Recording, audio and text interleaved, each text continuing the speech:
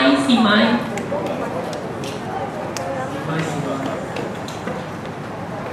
喂喂，試咪試咪，試咪試咪，試咪試咪。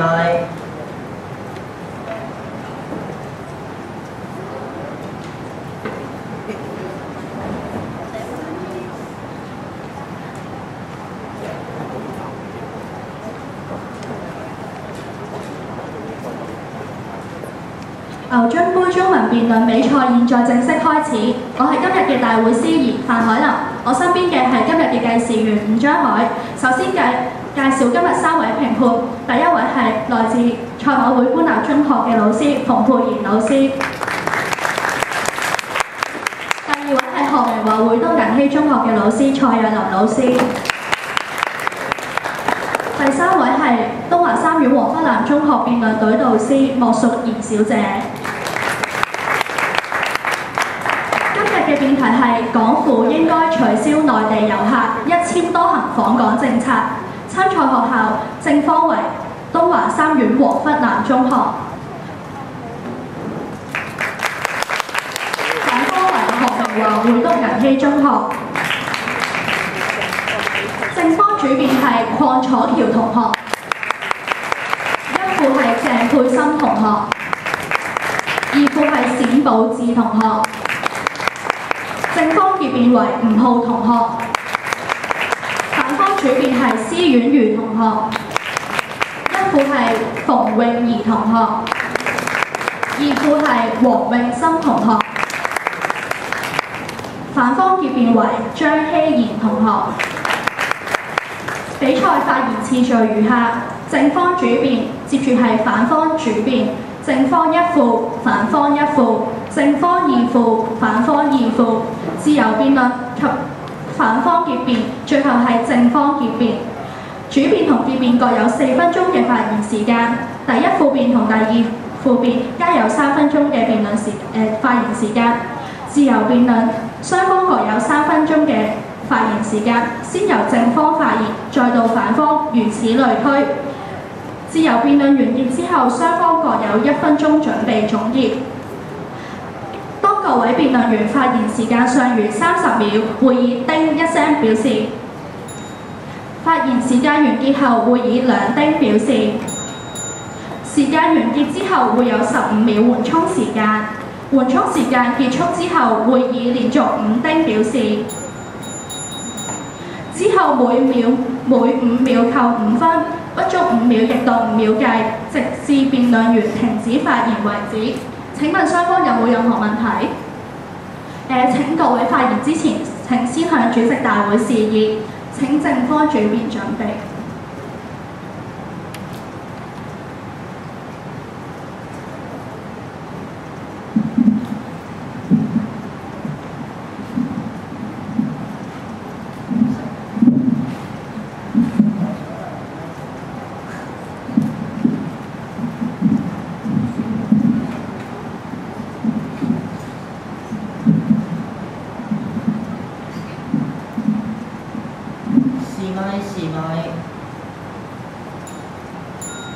主席、評判、有康同學在座位，大家好。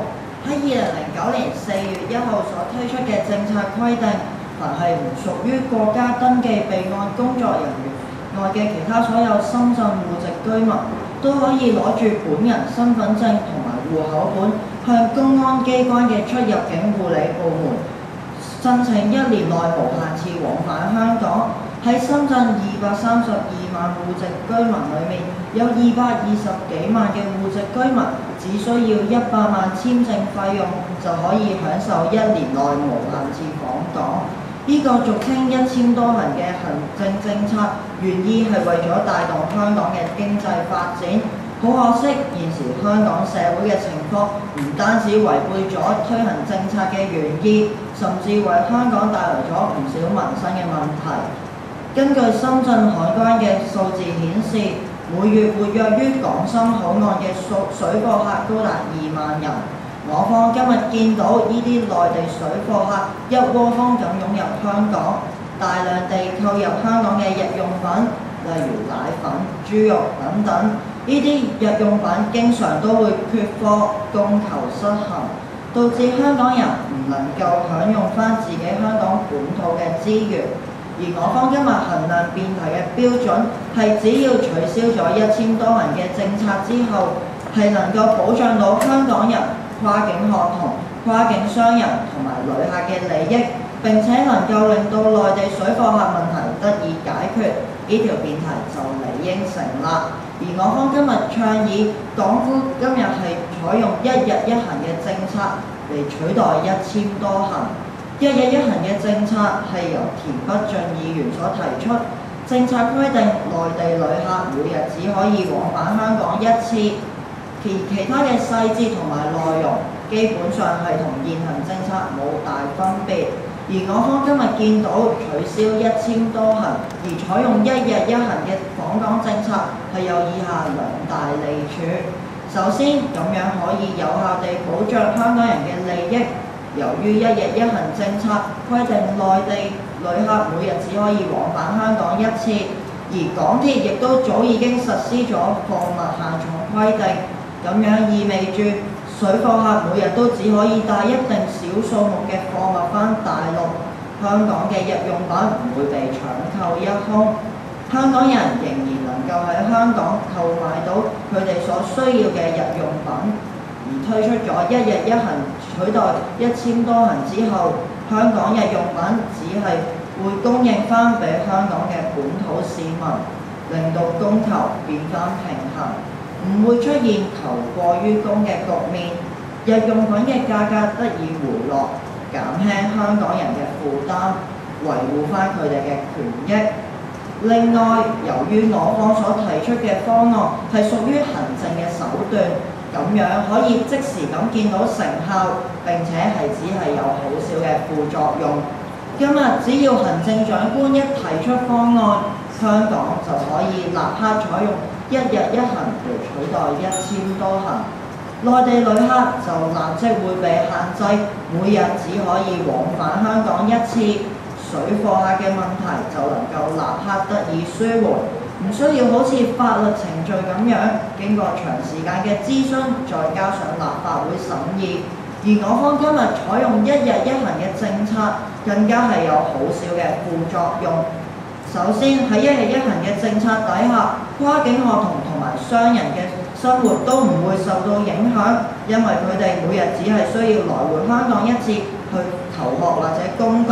最後，我想問有方同學一條問題：有方同學，你哋今日承唔承認現時香港水貨問題係嚴重並需要解決呢？多謝大家。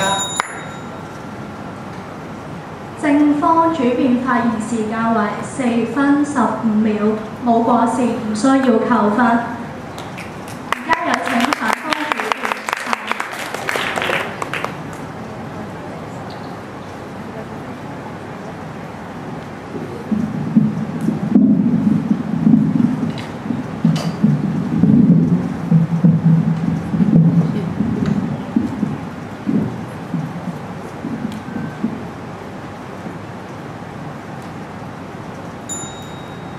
評判有方同學在座各位大家好，剛才有方開辯用咗4分鐘嘅時間同我哋講，因為民生嘅原因，所以應該取消一簽多行。但係佢哋所講嘅有係咪事實嘅全部呢？等我同大家一齊睇下。首先有方同學講到話物價上升嘅問題，因為水貨客會令到搶購我哋香港嘅物品，之後就會令到物價上升，保障唔到香港人嘅利益。但係我想問翻有方同學，你知唔知道水貨客嘅源頭並唔係由一簽多行而引起嘅呢？總結翻有方同學成份開辯稿咧，都只係用咗民生兩隻字嚟否定一簽多行對香港嘅價值。其實一簽多行呢項政策為經過金融海嘯洗禮後嘅香港帶來巨大嘅經濟收入，為港人打咗支強心針，亦都對本港長遠發展起咗個無可取代嘅作用。今日正方要正立辯題，就必須證明取消一簽多行對香港短期同埋長期發展帶嚟絕大裨益。而我方反對辯題，基於取消一簽多行政策不但無利於香港發展，仲帶嚟以下兩個弊處。短期而言，取消一簽多行直接導致經濟損失。根據香港旅遊發展局喺今年1月28號所公布嘅資料， 2012年全年訪港旅客數字約共4860萬人次，而內地嘅旅客就佔咗整體大約70%，其中以1000多行嚟講嘅就大概佔30%，為香港帶嚟咗額外10幾億嘅經濟收益。再者，1000多行亦都為港人製造咗10幾萬個就業機會，取消1000多行就將引發失業浪潮。首當其衝嘅就係一班低技術人士。請問呢10幾萬人嘅生計，有方同學又擔唔擔當得起呢？而就長期而言，取消1000多行就會令到香港失去一個自我提升嘅機遇。近年中國崛起，內地市民嘅消費能力提高，香港理應把握鄰近優勢，吸納呢班龐大客源，並借旅客人數增加嘅契機，提升本港配套設施嘅水準。正如當年路口岸唔能夠應付日常運作需求嘅時候，兩地政府就決定由香港政府興建落馬洲管制站，連接深圳嘅皇崗口岸。如果冇咗當日嘅決定，就冇今日嘅方便。當香港喺各方面都做到更完善，我哋就可以把握1000多行帶嚟嘅契機，帶動香港旅遊業、零售業等等，提供大量嘅就業機會以及龐大嘅經濟利益，鞏固香港作為國際大都會嘅聲譽。但係如果取消1000多行，即係失去咗一個提升香港各方面水準嘅大好機會，並且同香港嘅發展背道而馳。總結而言，取消1000多行不但無利於香港短期同埋長期發展，更帶嚟絕大嘅弊處。因此，今日嘅辯題理應不成立。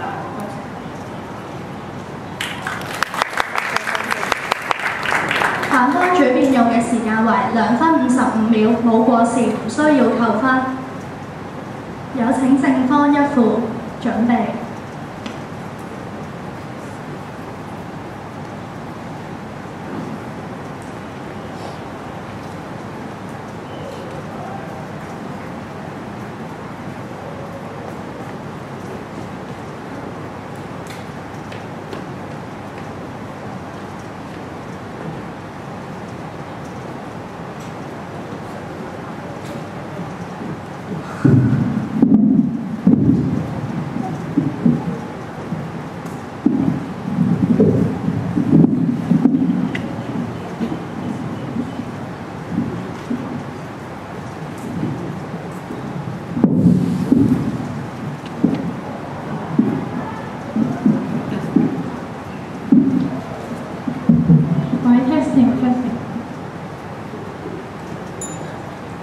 評判在座各位，有方同學大家好。我好失望，今日有方同學竟然唔係同我哋企喺同一陣線上面，認為香港人嘅利益唔及水貨客佢哋或者經濟嘅利益重要。水貨客竟然話唔會影響香港嘅市場運作。有方同學又話取消1000多行會令到自由行嘅數量嚴重下降，影響好多唔同嘅問題。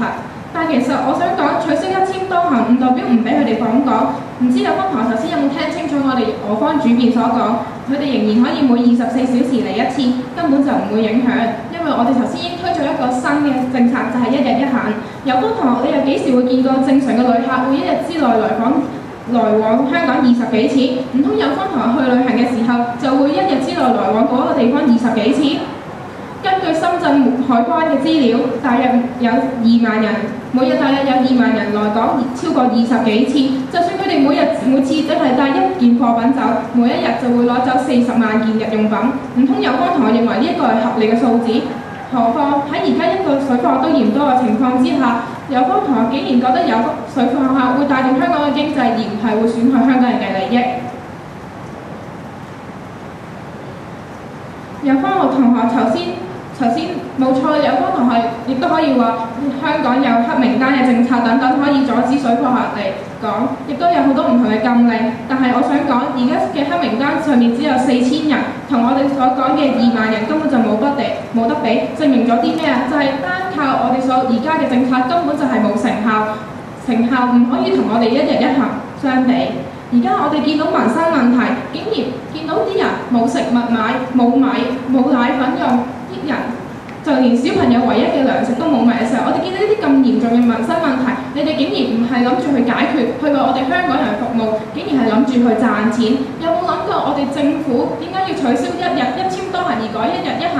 就係因為我哋政府為嘅就應該以香港人利益行先，而唔係會顧住經濟點樣進步。因為我哋見到如果民生問題唔解決嘅話，就算我哋經濟點樣進步都係冇用嘅。最後，我想問，今日我哋見到取消一簽多行其實係勢在必行嘅，將一簽多行改成一日一行，將會大大咁改善香港人嘅利益同經濟。無可否認，我哋唔可以完全拒絕內地人嘅進入，所以我哋淨係針對內地嘅水貨客。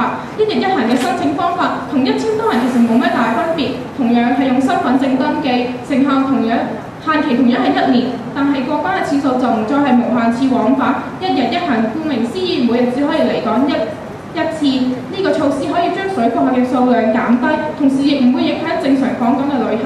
需要長期訪港嘅內地人仍然可以依照合法正常嘅渠道申請1月3行或者1月2行商業憑證嘅簽證，無論係可行性、實行性定係即時性都係符合現今嘅需要嘅。總而言之，有關同學除非可以提出個可行性比我哋高、實行性比我哋大、即時性比我哋強嘅方案，如果唔係呢條辯題就嚟應承啦。多謝各位。所用嘅時間為3分12秒，冇過時，唔需要扣分。依家有請凡方一副準備。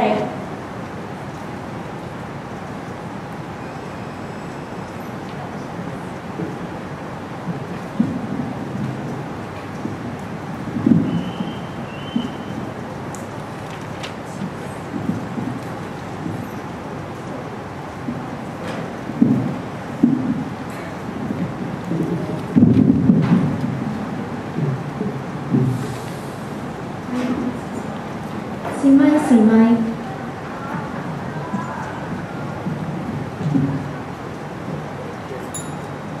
主席、評判、有方同學，在座各位，豎起耳仔仔細咁聽，今日有方同學想講嘅，可以用一句嚟到概括：一簽多行實屬庸人自擾嘅政策。英文有一句：事業需擾人，懶惰害更大。我希望有方同學可以細心咁思量一下剛才我方主辯嘅論點。剛才有方同學指出一簽多行惡化咗民生問題，首先我希望有方同學可以清楚指明何謂惡化。另外，我想問下有方同學，取消一簽多行對於民生問題真係會起到作用咩？我方需要重申，民生問題並唔可以怪罪於一簽多行。以搶奶粉為例，香港已經實施咗新例，限制攜帶嬰兒奶粉出境數量，可見效果都幾顯著㗎。水貨客嗰方面，我想問有方同學，你清唔清楚現時水貨客香港人所佔嘅比例高達60%？此外，靠一簽多行往來深港嘅旅客只係佔咗6%啫。保安局局長黎棟國表示，絕大部分嘅一簽多行旅客來港都係作正常嘅交流同埋從事各方面嘅活動。當然有少部分嘅旅客從事水貨活動，但入境事務處已經針對將一啲頻來港，對於一啲來港嘅目的有可疑、有濫用一簽多行機制嘅訪客，將佢哋列入監察名單。入境處有可以拒絕監察名單上嘅人士入境嘅權利。民生問題係一個必須要受到重視嘅議題，倘若今日我哋要解決，必須要由特區政府各方面入手。有方同學將其怪罪於一簽多行，未免太過短視啦。就好似平機會主席林煥光指出，香港打開門做生意，內地旅客來港發生不愉快事件只係個別情況。我方重申，如果今日我哋取消咗一簽多行，對香港嘅各方面發展亦都造成咗一定嘅阻礙，請有方三思而後行。另外，有方提出咗一簽多行提高咗物價。首先，有方同學，我想問一問下，係咪所有內地旅客嚟香港都只係掃晒啲洗頭水啊、奶粉咁樣呢？我方同意物價上升係值得關注㗎，但又係唔係同一簽多行有住有方所講咁緊密嘅關係呢？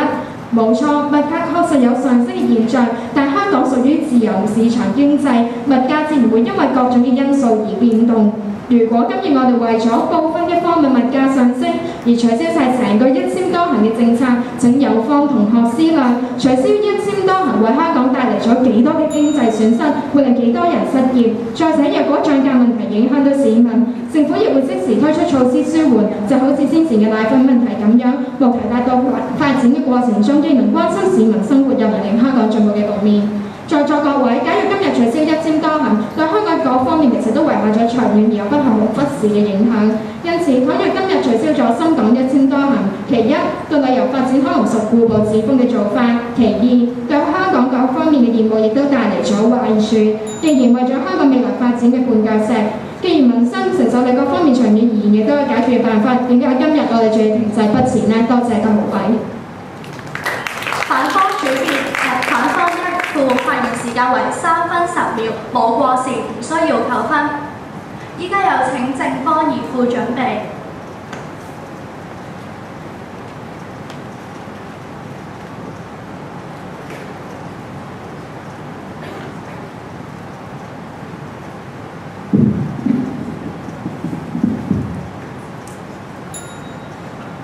主席、評判、有分同學在座各位大家好啦。有方同學就問我哋取消咗1000多行之後會點啦，擔心我哋咧就會令到政策好混亂喎。但係有方同學，我方已經提出咗1日1行嘅政策啦。每個深圳嘅旅客離開咗香港之後，一定要喺24小時之後先至可以再嚟香港，以杜絕水貨客嘅出現。而有方所講嘅壞處根本同我方嘅方案冇抵觸，旅客仍然係可以嚟香港旅行，對經濟基本上冇影響㗎。而有方又覺得。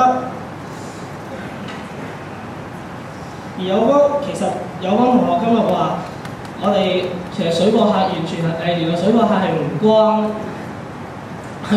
我哋今日嘅1000多行事嘅。但係其實根據深圳政府嘅統計啊，每日一次往返香港嘅旅客之中，高達95%先係正常旅客，但係喺每日往返香港超過10次嘅旅客之中，就只係得返5%先係正常旅客，而其餘95%先都係水貨客。今日當1日1行實施咗之後，95%嘅正常旅客都係唔受影響，繼續去自由行，繼續去促進香港嘅經濟發展。有方同學可能仲覺得5%嘅遊客究竟點樣算呢？但係其實原來今日有方同學覺得5%嘅遊客原來已經係原來個帶嚟嘅經濟嘅影響更加係已經超過咗我哋95%嘅水貨客㗎。其實咧，大家試下想像下，假如你係一個深圳嘅遊客，我哋時不時都會嚟香港玩，但係其實會唔會真係會1日嚟2-3次呢？又可能係一個雙日，我哋嚟香港又傾生意喎。我哋又會唔會傾完一單生意之後翻深圳，跟住又攞第2份合約又嚟多次香港呢？今次我哋跨境學童又會唔會因為漏咗本書喺學校而搭翻幾個鐘頭車嚟香港攞翻本書呢？因為我哋見到，假如1日1行實施咗之後，我哋只會令到水貨客有不滿，佢哋每日進出香港咁多次，一次又一次將香港嘅商品運翻去內地，呢個行為唔通有方同學仲可以姑息咩？假如1日1行只會令到佢哋不滿嘅話，係咪更加應該去做呢？舉個例子啊，我哋依家北區嘅人，我哋見到水貨客日之前係不斷咁買奶粉，北區市民去到邊間藥房都見到一條條嘅人龍，排下，跟住藥房就話冇貨喎，跟住間都係咁。咁假如嬰兒冇日奶飲啦，藥房就係咁加價啦。有方同學依家唔單止係奶粉、豬肉、益力多等等嘅嘢已經開始都係咁嘅情況出現嗰陣，點解有方同學仲可以咁忍心，俾水貨客一步一步令到我哋過唔到日常嘅生活呢？因為有方同學聽到我哋嘅方案，既唔損害香港經濟，更加可以杜絕水貨客嘅出現。但係有方同學竟然仲支持依家嘅1000多行政策，令到香港人日常生活受到影響。咁應該有方同學點做呢？多謝。正方二副發言時間為3分12秒，冇過時唔需要扣分。依家有請反方二副準備。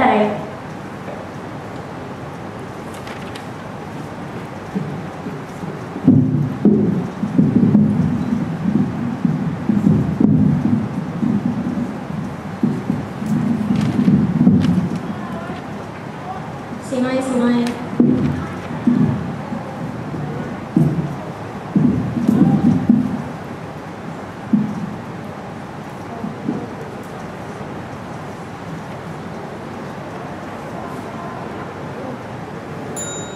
主席大會在座各位有方同學，大家好啊！今日有方同學話內地人通過1000多行嚟香港同我哋搶日常用品，但係我想問，譬如我哋去後面嘅牛津去後面嘅超級市場，你哋幾時有試過買唔到乾糧、紙巾等等嘅物品呢？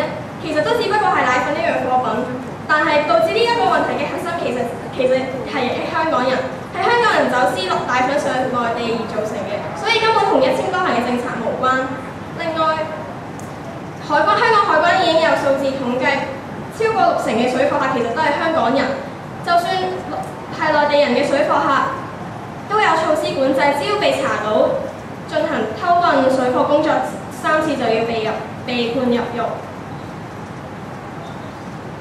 另外，有方同學又提出呢個一日一行嘅反建議，但係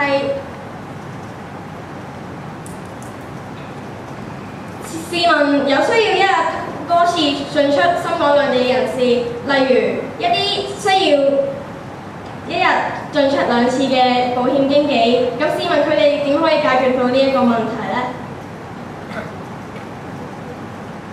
另外，我想問一下，係咪所有嘅內地客嚟香港都只係為咗掃奶粉呢？我方同意物價上升係非常之值得關注嘅問題，但係又係唔係同一簽多行有住好似有方所講咁密切嘅關係呢？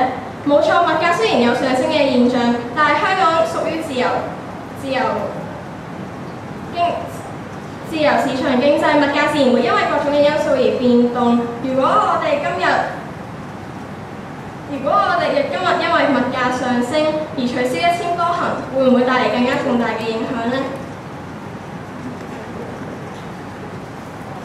而今日我方反對辯題主要係基於2個因素。喺短期方面，取消一簽多行，直接導致經濟嘅損失。我諗大家應該都清楚，喺香港唔少嘅地方都會見到內地人，尤其是喺尖沙咀、銅鑼灣等等嘅遊客區。佢哋咁樣唔單止推動咗香港嘅經濟，亦都為香港帶嚟咗唔少嘅就業機會。可見內地遊客為香港帶嚟咗非常重要嘅影響。另外，長期而言，香港其實透過一簽多行嚟得到一個自我提升嘅機遇，因為香港可以藉住內地人嚟揾出自己嘅不足之處，從而作出改善，以提升整體嘅素質。總括而言，一簽多行對香港發展係百害而無，取消一簽多行對香港嘅發展其實係百害而無一利，因此今日嘅辯題絕不成立。多謝各位。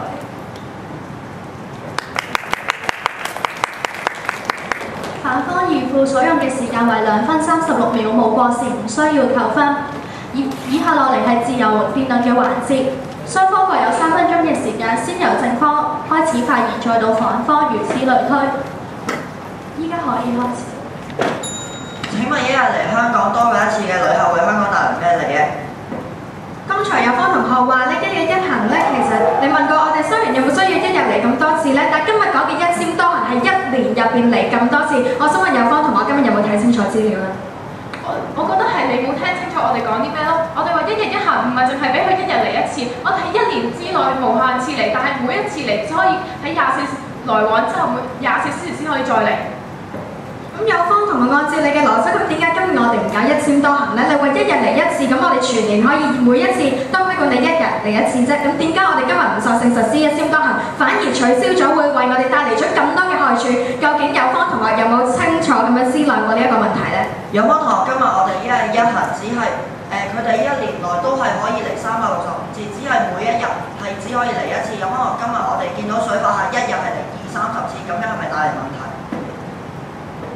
方同學，我剛才已經多次咁重申咗，水貨客佔一簽多行嚟嘅旅客，其實所佔嘅比率係非常之低㗎。有方同學，假如啱啱有方話有40%嘅話，咁係咪一個好少數目咧？但有方同學，你今日將水貨客嘅問題無限放大，但我想問下有方，你從來有冇思量過？你剛才同我哋講，你哋好為民生着想啊，因為佢提高咗少少嘅物價，所以我哋今日取消一簽多行。有方同學，你有冇諗過一簽多行為我哋帶嚟咗幾多嘅就業職位？其實對於基層市民嚟講，你今日取消一簽多行政策，對佢哋嘅影響係佢哋冇咗一個維持生計嘅機會啊！有方同學，我哋今日想問下，究竟有啲乜嘢有啲咩利益？究竟係我哋今日一日一行係可以係你哋一簽多行可以做到，而我哋一日一行做唔到嘅？咁樣好簡單，一簽多行方便咗經常要往來兩地嘅旅客。另外，一簽多行係講緊1年可以多次嚟到香港，咁樣會更加吸引到旅客，更加令到佢哋更加方便嚟到香港。此外，其實對於商人嚟講，可以更加方便到佢哋多次往返深港兩地。我想請問有方同學嚟香港旅行嘅旅客有邊啲人一日要往返20幾次？有方同學，呢個問題已經答咗你好多次，我哋嘅意思係1年可以多次往返深港兩地。最後我想問有方同學，你從來冇答過一個問題，其實一簽多行為我哋帶嚟咗好多嘅就業職位。有方同學口口聲聲話為民生着想，你有冇考慮過我哋今日取消一簽多行會令到幾多基層市民失去咗職位呢？原來有方同學今日覺得1簽多行好過一日一行，就係你覺得可以人哋可以日日都嚟。咁但係我想講，我哋一日一行都可以日日都嚟。你哋成日都話我哋講民生，但係唔顧及民生。你自己講民生，但係就要令到所有水貨客都嚟搶晒香港人嘅嘢。咁我想問有方同學，你嘅理據喺邊度咧？有方同學，我嘅理據就係水貨客淨係佔咗一簽多行嚟嘅旅客40%，香港人所佔嘅係60%。仲有，我想問係咪今日取消咗一簽多行，有方可以確保水貨客嘅問題會從此消失？有方同學40%，18係18萬人。假如有方同學覺得18萬人唔係一個小數目嘅話，咁乜嘢係大數目咧？你係咪可以肯定到今日我哋取消一簽多行，我哋唔會帶嚟利處好理想？此外，我哋嘅水貨客問題都可以解決呢？咁我想問啦，而家好明顯水貨係一個好大嘅問題出現咗啦。冇錯，我哋係唔可以杜絕啦，但係減少數量為我哋香港人嘅利益着想係好正常嘅啫。咁我想問啦，我哋而家唔取消一日一簽多行，唔實行一日一行，咁有方同你有啲咩政策可以解決水貨客嘅問題啊？我再重申一次，水貨客嘅問題並唔係由一簽多行所引起。另外，其實政府而家已經針對咗水貨嘅客嘅問題實施咗多項嘅措施，例如之前我哋有譬如搶奶粉嘅問題咁樣啦，其實已經減少咗好多水貨客嚟講。其實另外都有好多嘅措施而家執行緊，效果非常顯著。原來有方同學淨係覺得原來限咗奶嘅話，就等於已經已經可以解決水貨客問題。其實我哋水貨客而家係運好多嘢，手袋啦、平板電腦好多樣嘢都有。咁有方同學係咪所有嘢都要限晒佢咧？有方同學，我再重申一次，水貨客係一簽多行，我哋今日所討論嘅嘢已經唔係一個重要嘅影響。反則有方同學，你今日同我針對住一個咁少嘅問題，我想問下有方同學，你有冇考慮過而家嘅職位啦？因為取消咗一簽多行會帶嚟咗我哋有幾多嘅壞處呢？有方同學，我哋今日見到推行咗一日一行之後，內地嚟嘅旅客依然係可以嚟到香港，內地嚟傾生意嘅人仍然可以嚟到香港。請問有啲咩壞處？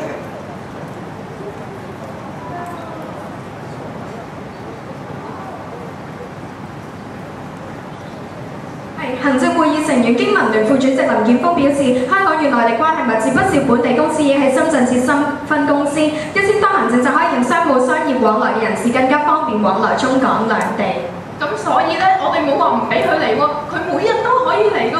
我唔係，咁你嚟傾生意，你唔係會每日嚟20幾次㗎嘛？就好似其實有關義父頭先所講，保險經紀點解要每日嚟往20幾次咧？請你解釋一下啦。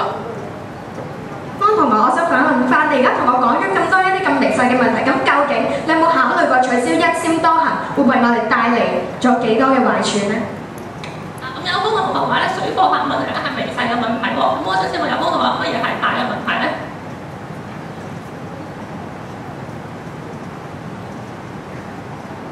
一簽多行，如果我哋今日取消咗，佢會令到我哋損失咗10幾萬嘅經濟職位。你諗下10幾萬嘅職位會對基層家庭有幾大嘅影響？而家推高咗物價啫，但係佢哋冇咗價值完結。多謝各位。好啦，我哋聽咗咁耐有方同學嘅自由辯論，發覺有方同學今日邏輯好有趣㗎。原來有方同學認為只要限制咗內地人一日唔俾佢嚟20幾次，限制咗內地人一日只可以嚟1次，就會損失咗10幾萬嘅經濟效益，咁樣係咩邏輯呢？我哋今日見到民生問題，唔係淨係你見唔到就唔代表唔存在㗎。有方同學話頭先超級市場見唔到人搶奶粉，原來就等於冇問題。有方同學會唔會短視咗啲呢？甚至係有關我所講嘅經濟損失10幾萬人生計，其實都係旅遊業所引起。但係今日我正方自由辯論時間已完結，自由辯論環節已經完畢，依家將會雙方各有1分鐘準備總結嘅時間。正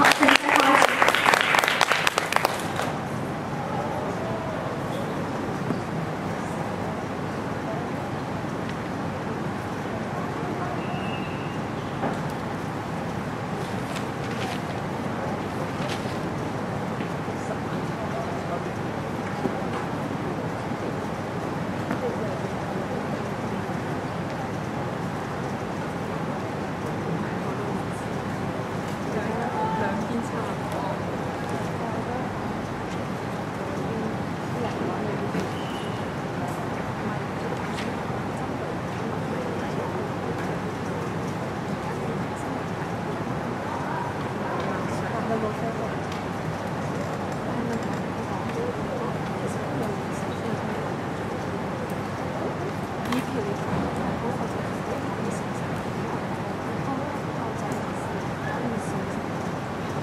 鐘嘅準備時間已過，而家有請凡方主辯作總結。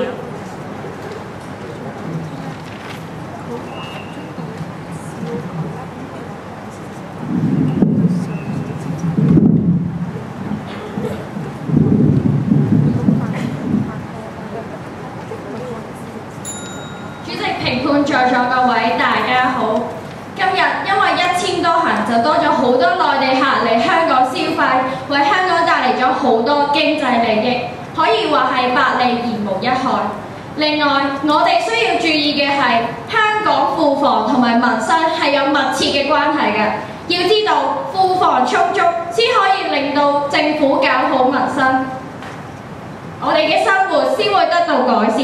更重要嘅係，如果我哋取消咗1000多行，香港就會失去一個自我提升嘅機會。唔通有方同學想香港原地踏步？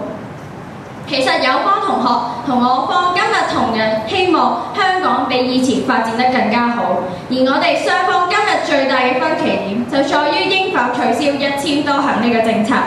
而有方同學今日支持辯題，就提出咗一句正反建議，就係1日1行。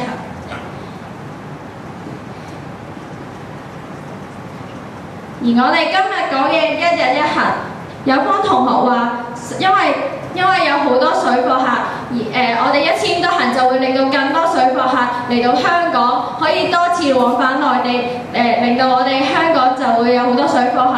咁如果係咁嘅，咁但係水貨客嘅出現並唔係因為1000多行，而有好多唔同嘅原因，例如因為內地嘅貨品並唔可信，而內地人就需要嚟到香港去買嘢，咁所以就引致水貨客嘅出現。所以1000多行取消並唔能夠擔保水貨客唔再出現。而總括我方嘅論點，短期而言，取消1000多行直接導致經濟損失，引發低技術人士等失業問題。內地旅客佔整體大約70%，其中以1000多行來港嘅就大概佔30%，為香港帶嚟咗額外10幾億嘅經濟收益。再者，1000多行亦都為香港人製造10幾萬嘅就業機會。取消1000多行就會引發失業潮，令到一啲低技術嘅人士失業。咁佢哋點算呢？而喺長期而言，香港就失去咗一個自我提升嘅機遇。1000多行係一個契機，促使香港配套設施提升，從而提高本地嘅吸納能力以及香港嘅整體質素。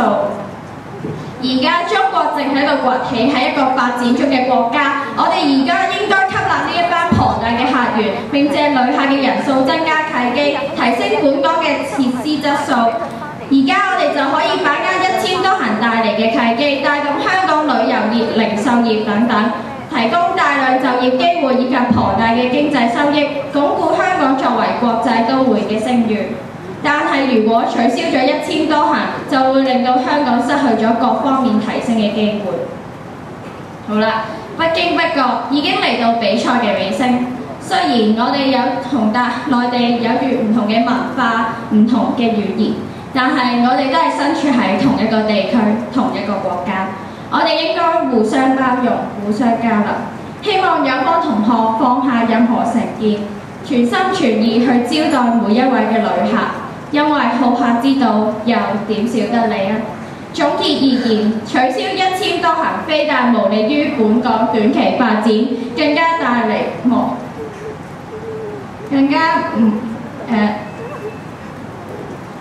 因此今日辯題唔成立，多謝。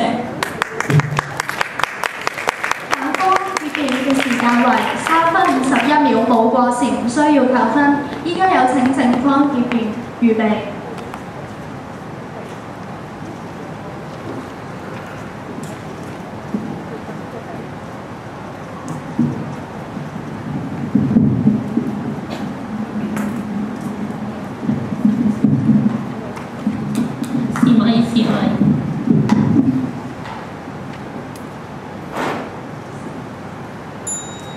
主席、評判、有風同學，在座各位大家好。今日嘅辯論嚟到呢度，我哋已經聽咗4位有風同學嘅發言。咁其實綜觀全場，我哋發現好悲哀嘅一樣嘢，就係有風同學唔住咧都冇聽到我方嘅方案嘅喎。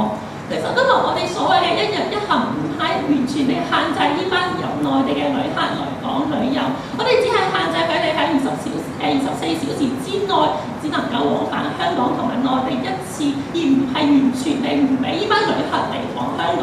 咁如果係咁樣嘅情況之下，我哋又點樣會對香港嘅旅遊業造成影響呢？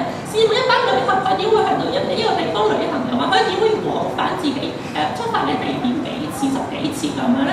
咁如果係咁嘅話，呢啲旅客咁就係咪叫做旅客而唔係叫做水貨客呢？咁其實中方今日嘅呢條辯題啦，我素有功同學兩個成語，第一就係莫名其妙，第二就係矛盾重重。第一有功同學咧，今日咧就同我哋講呢個取消咗呢個1000多行實行到1日1行之後咧，就會令到香港短期同埋長期嘅經濟發展受到呢個影響，就會導致10幾萬人失業嘅喎。但係如果今日我哋嘅呢班旅客仲能夠嚟香港旅遊，香港嘅旅遊呢個經濟支柱仲未冧嘅話，如果係咁樣嘅話，香港嘅呢10幾萬從事旅遊業嘅一個人員又點會失業咧？香港嘅經濟長嘅發展又點解唔能夠發展到咧？咁第二，至於矛盾方面啊，有風同一面咧就同我哋講今日呢個水貨客嘅問題咧，唔係一個好少嘅問題啫喎。香港嘅物價上漲咧，都唔係因為呢班水貨客，但係其實我哋見到呢班水貨客嚟香港搶之餘，佢哋有18萬人一齊搶喎。你諗下，如果18萬人一人而家帶2罐奶粉嘅話，就係32萬罐嘅奶粉。而家香港有幾多萬嬰兒每日要去消耗呢啲奶粉咧？咁如果係咁嘅情況之下，呢啲水貨客佢對香港人嚟競爭我哋香港人嘅資源，香港人本土嘅人士佢哋都唔能夠得到足夠嘅資源去維持我哋日常嘅生活嘅時候，呢啲仲係咪一個好細微嘅民生嘅問題咧？有風同學嗱，咁今日我哋見到咧，其實而家好多香港嘅媽咪，佢哋嘅細路仔因為唔能夠食奶粉所以即使佢哋有錢都好，佢哋都唔能夠解決佢哋細路仔嘅呢個一日三餐嘅問題。好多香港餐廳嘅老闆要擔心每日開業之後所需要嘅米啊、豬肉啊呢啲日常用品嘅供應問題。如果係咁，如果呢啲都唔係問題嘅話，咁有講同我所謂發展經濟嘅帶嚟嘅好處又係啲乜嘢咧？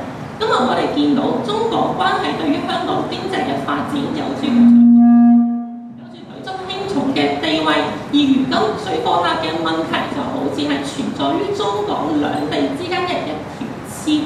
呢條線唔單止唔能夠對於香港嘅經濟有益，反而激化咗香港嘅矛盾。所以其實好似有方同學咁講，我哋今日取消咗1000多行，我哋唔係針對我哋唔係針對咁呢班大陸其他正常嘅旅客，我哋只係針對咁呢班水貨客。因此其實我哋唔係喪失咗呢個代客之路，我哋只不過係將一啲所謂有走私嫌疑嘅。將呢班有走私嫌疑嘅呢班水貨客拒之門外嘅啫。咁如果係咁嘅話，都係傷害咗呢個代客之路。咁我想請問代客之路又係啲乜嘢咧？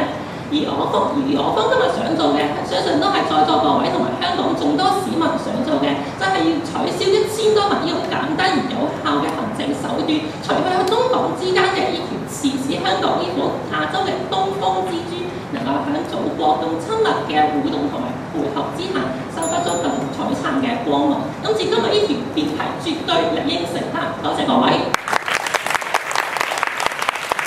正方總結時間為4分05秒，冇過時，唔需要扣分。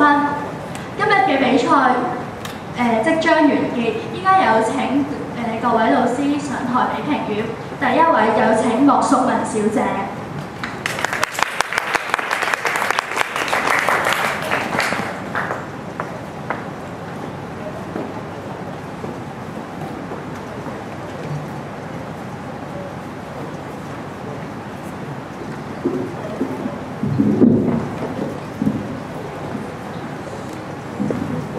試咪，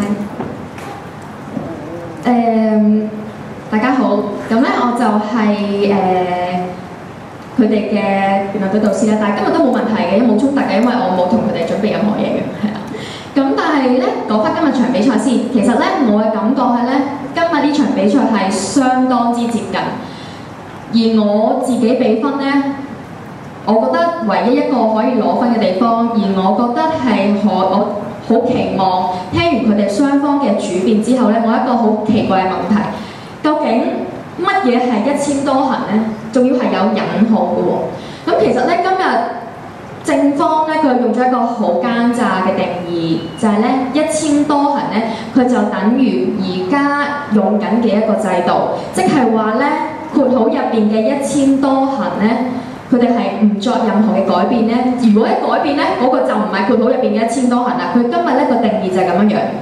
咁而反方呢，我聽到最尾呢，我自己聽到嘅呢，或者我自己理解呢，就係佢哋覺得1000多行就等於自由行啦。即係話呢，其實只要內地嘅旅客呢，佢可以1年之內呢嚟好多次，係啦，咁樣呢就叫1000多行。咁我覺得呢，其實兩邊嘅定義呢。我作為一個評判聽呢，我會覺得我兩邊都會接受。咁我聽嘅呢，就係取決於究竟邊一方呢可以說服得到我，而究竟對方可唔可以攻擊到對方個定義。咁所以呢，其實今日我好期望嘅就係當正方講咗一個咁奸詐嘅定義出到嚟嘅時候呢，反方究竟去到乜嘢嘅時間，佢先至可以俾到一個我覺得滿意嘅答覆。但係其實個答覆可以好簡單，可能反方主面一出到嚟，你個定義唔啱，我哋今日講緊嘅1000多行究竟係啲乜嘢嘢？咁其實可能我嘅期望就係咁樣樣，但係我覺得呢一樣嘢就一陣間我講兩邊嘅時候，可能再提及少少啦。咁首先其實今日我覺得正反雙方咧，我聽完個主辯之後咧，我係有少少失望嘅，因為咧其實我聽到今日一個辯題咧，佢係講緊取消咗一個咧持之以恆咗都一段時間嘅政策啦。咁到冇去到有，再由有變到冇咧，其實當中咧，我哋見到取消一樣嘅時候，我期望你哋嘅論點或者你哋嘅理由咧，必然係一啲我哋叫做向前看嘅。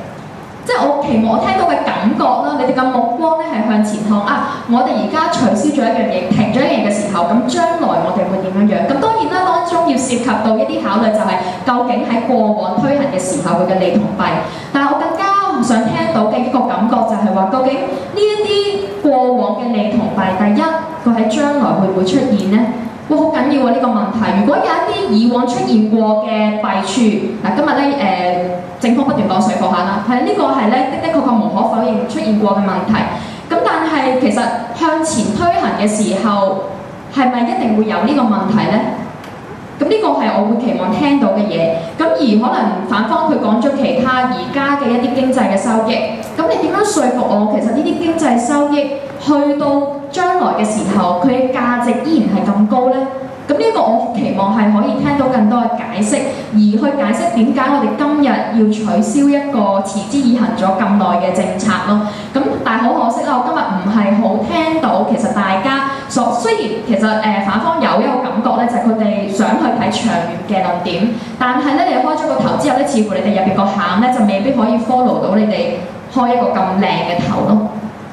咁好啦，去到入邊嘅論點咧，其實我覺得你哋兩邊嗰個論點奇怪嘅原因係因為首先正方你哋講咧嗰個保障你哋嘅其實成條 line 咧係非常之窄，今日就講一樣嘢嘅水貨客，咁我覺得係冇問題嘅，但係我作為一個評判，我就期望你哋其實你哋可以講得更加多，咁而我一路喺個腦度思考緊其實有啲乜嘢可以講嘅咧？就算齋講水貨客，但係即係我等下等，咁終於喺結辯嗰度聽到啦。咁其實有冇啲嘢係例如我哋向前看嘅，而家可能中港矛盾呢啲問題啊，咁究竟同呢一個1000多行嘅政策關係乜嘢咧？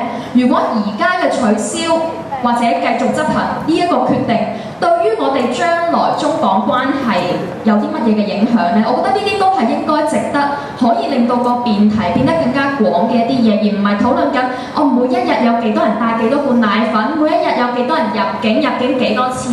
其實呢啲係一啲嘅佐證，但係我期望嘅嘢係一啲更加遠嘅或者係更加廣嘅論點咯。咁而反方其實我今日聽到你哋去講一啲長期影響嘅時候呢，我又係有啲期望。但我聽完全場之後呢，咁我又會覺得原來你哋嗰個長遠政策係把握機遇。咁好可惜，其實我呢一個呢一個論點咧，我由主辯咧聽到結辯咧，我都唔係好明白。唔明白嘅原因唔係因為我聽唔明你哋想講乜嘢，而係我睇唔到呢一個究竟點樣，或者我唔滿足於呢一個就係你哋所講嘅長遠影響咯。你哋所講嘅就係話，因為個邏輯就係因為有1000多行，所以就會有好多人嚟香港。因為有好多人嚟香港，所以我哋就要多啲嘅設施。哇！呢個係一個必然啱嘅邏輯嚟嘅。但係個問題就係話，你哋要話到俾我聽，點解呢啲咁樣嘅擴充係好嘅先？我唔會幫你推論嘅。第二樣嘢嘅就係話，點解一啲多咗人或者起多啲咗嘢？咁究竟你起嗰啲嘢係乜嘢呢？如果你起多啲嘅係購物商場嘅時候，其實佢嘅價值又係邊一度呢？對於香港，咁如果佢起嘅多，但係有冇代表佢質素好呢？佢嗰個質素係影響對於民生嘅影響啦，對於經濟嗰個發展啦，咁究竟係對於乜嘢嘅影響呢？我期望你哋可以解釋得更加多咯，而唔係講就係話呢一個係一個啱嘅，一定啱嘅邏輯嚟嘅。多啲人咁一定起多啲嘢㗎啦。但係個問題就係，我會有少少失望，就係點解唔可以多啲嘅筆墨去再講多少少呢一個，咁我就會更加滿足咯。咁而去到一路副辯啦，咁其實副辯我覺得我有欣賞某一啲同學咧，佢可以做到好多嘅即時反駁。咁而呢一樣嘢咧，我對於副辯係一個好基本嘅要求。咁我好唔期望咧副辯咧係會有好多讀稿嘅情況出現。咁當然你可以翻拉，但係你嗰啲翻拉係唔代表你係 repeat 緊主辯已經聽過嘅嘢。咁所以呢一個咧好影響到你哋內容嘅分數咯。咁而我亦都要睇嘅就係你哋喺每一個角色入邊，你哋可唔可以充當翻？例如一副嘅。我會覺得一副係一個去捉到對面，例如一啲標準啊、主線嘅方向啊、定義等等嘅問題。咁而二副可能就多少少搏擊嘅，多少少呢一啲比較可能一啲比較 point by point 嘅反駁咯。咁呢一啲就係我期望嘅。咁所以我會因應每一個位置嘅要求咧去講，而唔係你哋即係個分數唔係反映緊你哋每一邊咧講嘢嗰個內容啱定唔啱，或者係講得好唔好，而係我因應翻你哋每一個位置，例如主辯去到結辯每一個位置嘅基本嘅要求，我會去做一個評分咯。咁而最後我覺得特別一提嘅就係自由辯論。咁我覺得其實今日嘅自由辯論咧都合格嘅，而我尤其係覺得。我覺得反方嘅自由辯論係表現得相當之唔錯，咁呢樣嘢係我欣賞，因為今日我唔會話邊一邊講嘅嘢一定啱，係視乎你哋由頭到尾係咪 consistent 嘅啫。究竟你哋嘅定義，你哋之後嘅 points 係咪呼應翻你哋嘅標準，係咪呼應翻你嘅定義？如果你做得到嘅，咁我就已經可以收貨啦。咁而至於你哋入邊嗰啲資料呢，究竟呢個資料係唔係真係 match 入邊嘅 points？我覺得尤其是反方嘅同學，你哋要特別留心。例如好似我舉一個例子啦，例如平機會平機會主席所講嘅嘢，咁其實佢係講緊啲乜嘢嘅咧？你知唔知佢講嗰句嘅 comments 其實係講緊啲乜嘢？背後個 context 係乜嘢？其實可能佢係講緊中港矛盾嘅喎。咁你就搬咗去講水貨客啦。咁究竟又啱唔啱嘅咧？即係我會聽，當然啦。如果但係即係當然我咁啱得咁巧，我知道佢講緊乜嘢咯。係啦，咁樣咁所以個問題就係唔好將啲資料搬字過紙，亦都唔好期望評判係唔知道咯。係啦，咁我今日所講係咁多，多謝各位。多謝莫淑文小姐嘅評語。小莫淑文小姐留步。為咗多謝你抽空嚟做評判，我哋將會有代表致送紀念版。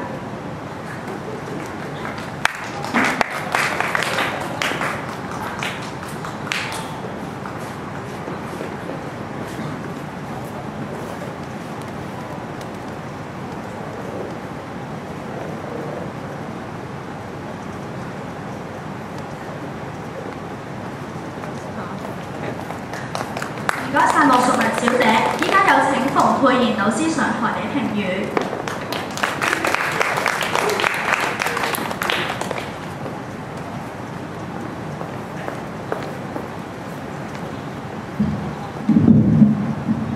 各位同學好，我係馮佩賢老師啦，係賽馬會官立中學嘅通識科老師。咁所以頭先Miss Mock 講嗰啲嘢咧，可能係好着重一啲辯論嗰個技巧啦。咁反而我就會可能着重翻個內容，我都會同你哋有少少少分享。咁可能我自己通識科老師嘅關係，我都會好着重同學咧，佢講嘅每一樣嘢咧個邏輯啦，甚至乎個定義啦。即係我會覺得因為好多時我哋尤其是係講一啲相關社會嘅現象啊，或者甚至乎社會科學嘅嘢嘅時候咧，我哋好多時都係會好着重一樣嘢，就係有一樣嘢叫運作化定義啊。即係究竟大家一齊去傾某一件事件、某一個現象嘅時候，你哋點樣去釐定嗰個我哋出現過呢啲嘅概念啦、一啲定義啦？而我見得到咧，你哋兩邊咧都係就住呢一樣嘢去做一啲攻同埋守嘅。咁但我覺得佢哋攻嘅時候咧，亦都其實我覺得係值得再加大啲力度去做一個攻咁樣嘅情況。守嘅時候其實亦都係就翻住自己個定義，好似入面 Small 所講，係咪一個一致性？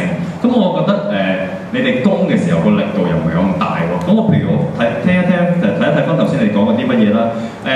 反方幾好嘅，嘗試就住多個嘅邏輯去講，但係講得唔係咁足。譬如話，究竟水貨客嘅出現係咪同一簽多行係有一個直接嘅關係？其實呢度可以繼續講落去。仲有嘅正方亦都講過啦，即係我哋社會上面成日講嗰個利益。咁利益係咪一定同個經濟呢個字掛鈎咧？咁仲有你哋都就住民生呢一個字眼去做一個辯論。究竟民生係包括啲咩嘢事情呢？係咪一定有一個好嘅經濟就有好嘅民生呢？相反，其實今日個社會係吵吵鬧鬧，成日都話可能政治就係吵吵鬧鬧㗎啦。甚至乎今日變成我哋辯論嘅題目，都可能係吵吵鬧鬧。咁究竟吵吵鬧鬧係咪我哋而家社會個民生呢？啱唔啱？而家我哋發現到吵吵鬧鬧嘅社會，可能唔係好關經濟事啊。即當然可能一部分嘅內容係關乎個經濟嘅發展啦。但係社會經常吵吵鬧鬧，亦都會唔會對於個民生或者甚至乎對個社會都係一個嘅虛耗呢？即係呢啲其實都係大家值得去反思嘅地方。咁再睇一睇下先。咁仲有咧，咁即係值得讚嘅嘢咧，就係同學即係無論正反兩邊咧，都係揾到一啲好嘅資料去幫自己去做一個防守又好啊，或者係去攻啦。咁但係同樣地，有冇好咁利用翻個資料咧？即係其實有好多再值得係深入少少再去講嘅。咁同學反而就大過咗啊！咁呢一個係我嘅睇法啦。咁仲有講多一樣嘢。咁譬如好似反方亦都講過咧，就係一個關於自我提升呢一啲嘅概念。咁其實即係我覺得，如果正方要去做一個攻擊嘅時候，即係究竟我哋點為止自我提升咧？反而你哋有冇去留意喎？咁係咪經濟上面嘅增長就代表咗我哋個香港呢個地方或者社會係一個自我提升呢？同樣地，亦都係同經濟、同社會、同民生全部都係環環相扣嘅嘢，大家有冇理解清楚？即係會係我去睇你哋個內容個表達，即係我會係喺呢啲方面咧係俾分嘅重點啦。咁呢個係我嘅分享。老師有請同老師留步接受紀念品。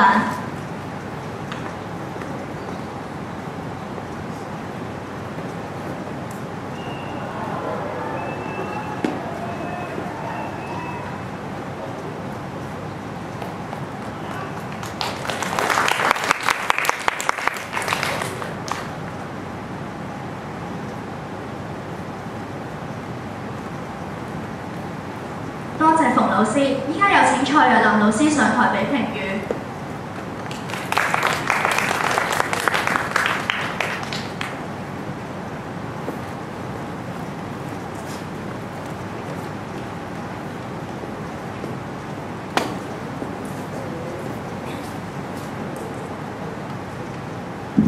各位同學你好啊，地主之誼啦，我係銀禧中學嘅蔡若琳老師啊。咁我好高興你嚟到我哋學校呢個校舍裏邊，即係話時話我哋成日喺同一條街裏邊啦咁樣，但係我哋平時係見面嘅機會都唔係好多嘅咁樣。咁最常見面嘅時候，見到啲男仔咧就喺籃球場裏邊咧，就同兩間學校嘅同學裏邊就唔知係製造友好嘅機會定係製造衝突咁樣。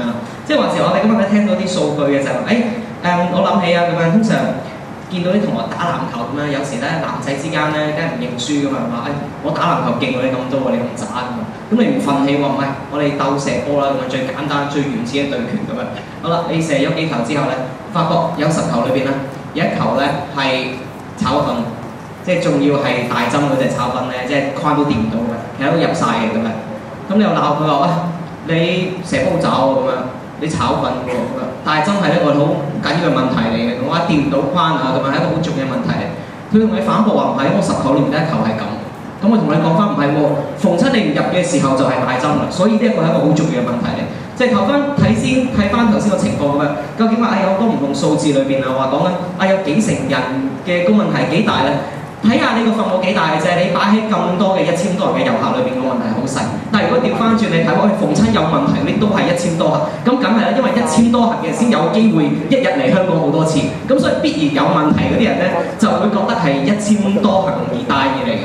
咁呢個數據上處理咧，反而我想睇翻咧今日嘅題目咧唔見咗啦咁樣，其實係取消1000多行，即係所有嘢咧我哋講今日香港啦同埋當代中國咧都有個政策背景嘅，佢背後我哋説文解字拆出嚟咧1000多行咧意思就係一次簽證可以嚟過多過1次嚟香港旅行。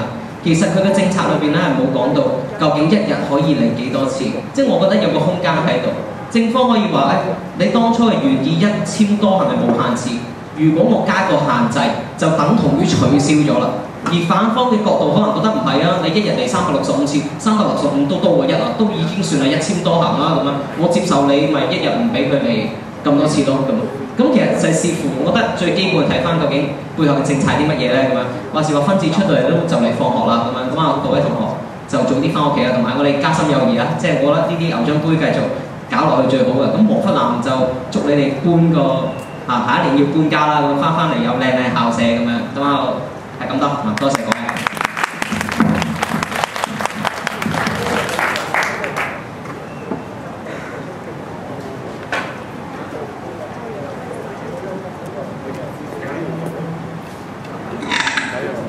多謝3位老師嘅評語，我相信各位同學都獲益良多。依家請各位耐心等候結果。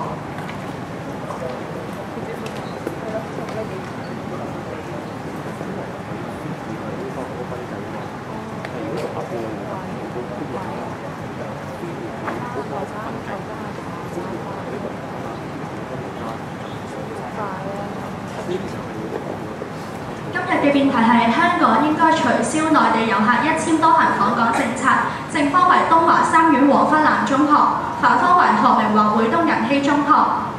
今日比賽嘅結果係3-0，換言之正方勝。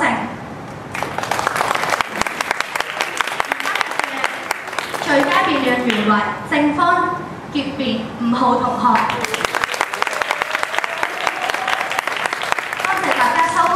參加牛津杯中文辯論比賽正式結束，多謝。